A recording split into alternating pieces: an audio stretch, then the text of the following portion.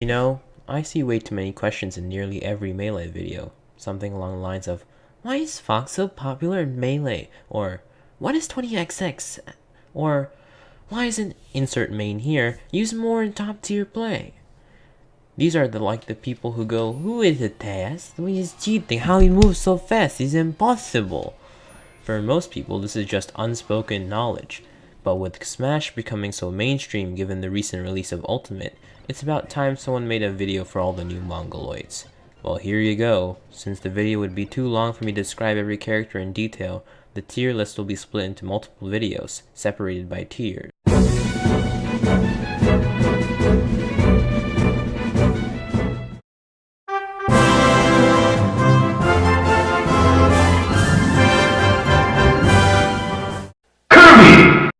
Starting off the bottom tier, we have Kirby.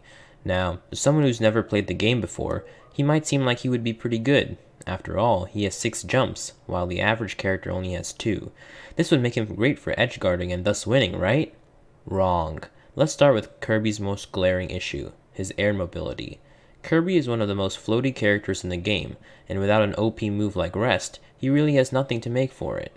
While a character like Jigglypuff has good horizontal and vertical mobility, Kirby only has good vertical mobility, which means he can't really dodge, play defense, or offense, or edgeguard, as he moves so slow he can be read like a kindergarten book. This is especially problematic for Kirby, as almost all of the top tier common characters are extremely fast and have good combo options and grabs, which means that Kirby in most matchups will be grab comboed and KO'd. This brings up another issue, Kirby's light-weightedness. Kirby is one of the lightest weights in the game, which means it's really easy to kill him at early percent, with even most standard specials being able to kill him at around 80-90%-ish. But he does have quite a couple things going for him. For one, he has a command grab, and 2, has Kirby side. Since most of his moves are unviable as finishers, if you were to truly become a Kirby main, you would have to gimmick off of Kirby side. Kirby has 3 main suicide moves. His up grab throws the opponent high into the air and Meteor smashes them down, albeit with Kirby crashing down with them. His side grab's just a suplex.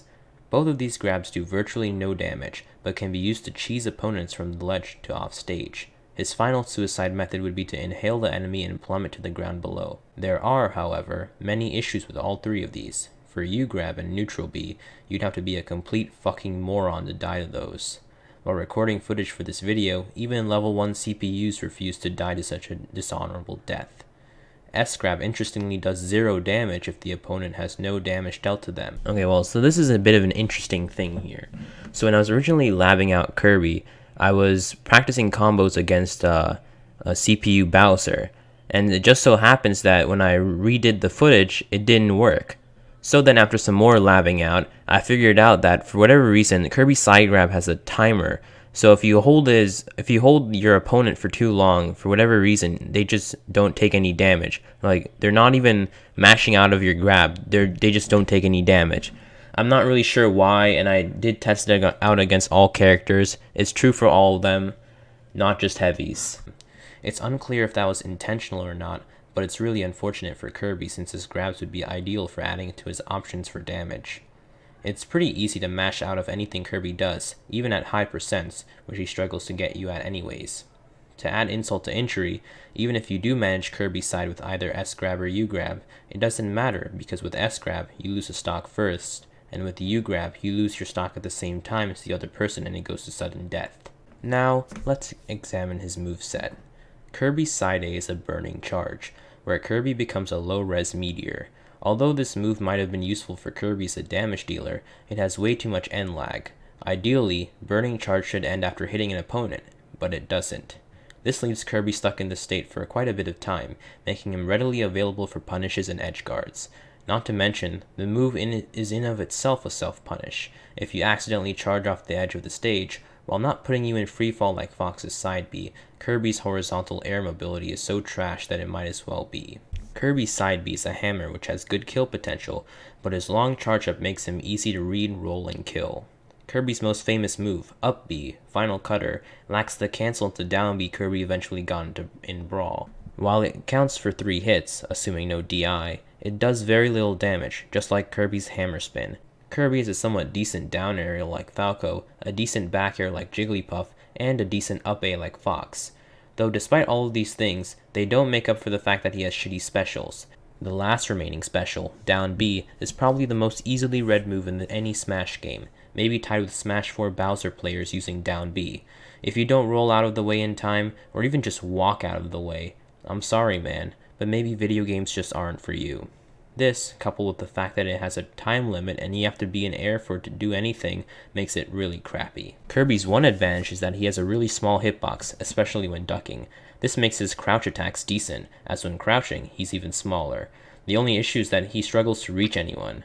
So I guess the ideal strat would be to 1. Bait your opponent into attacking crouch cancel, and then ideally hammer spin, but that wouldn't really work because too low damage, so I guess maybe a jab.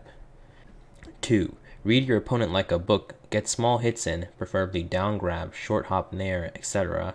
And then 3. Kirby side after rolling. The problem with Kirby side is that your back has to be to the ledge, which means you can't aggro unless you roll. And that's really all you can do. You have an even matchup against Bowser, but that's pretty much it. Speaking of which...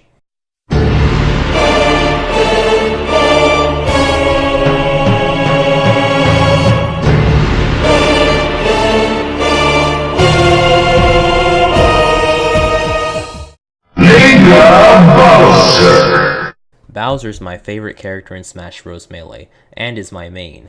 That being said, I'm not delusional. No matter how good I am, I can never win a major with Bowser. He's just too slow. Bowser's biggest issue is pretty obvious. It really stems from the fact that he's super slow, which means he has poor frame data and move lag. I mean, you know it's bad when even Armada, currently best melee player in the world, says he can't work with Bowser. As someone who frequently plays with Bowser though, it is interesting how many lengths you have to take to even do so much as have a chance at winning a match. Bowser, like Kirby, is a very read-heavy character.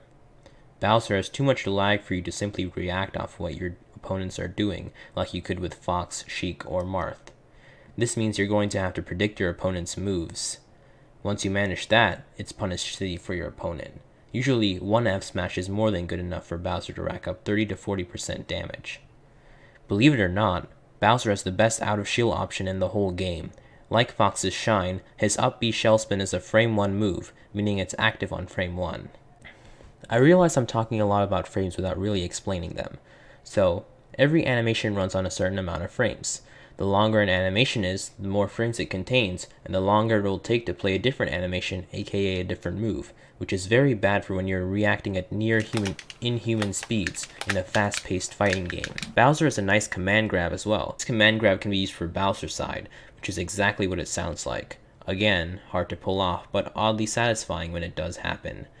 Not like it matters anyways, since Melee tends to punish suicide strats. You might be thinking, well, at least he has one really good move, almost at the same tier as Spacey's Shines. But that's the issue. He has only one.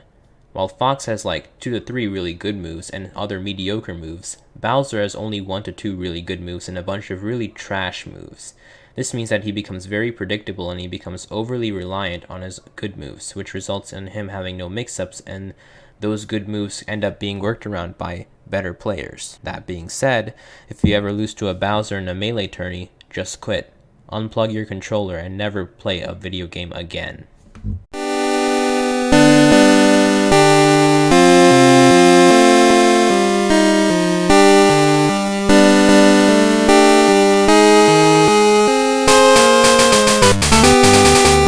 Pichu! And for our last character for this video, we have Pichu. This is a good time to mention how tier lists are created. Tier lists are determined by the Melee backroom. They are mostly based on how often a given character wins a tournament, which is why the tier list still fluctuates 17 years later. And, for a character to actually win a tourney, people have to choose it. This is Pichu's downfall. He is a worse clone to Pikachu, and as he has all the same moves, except he damages himself.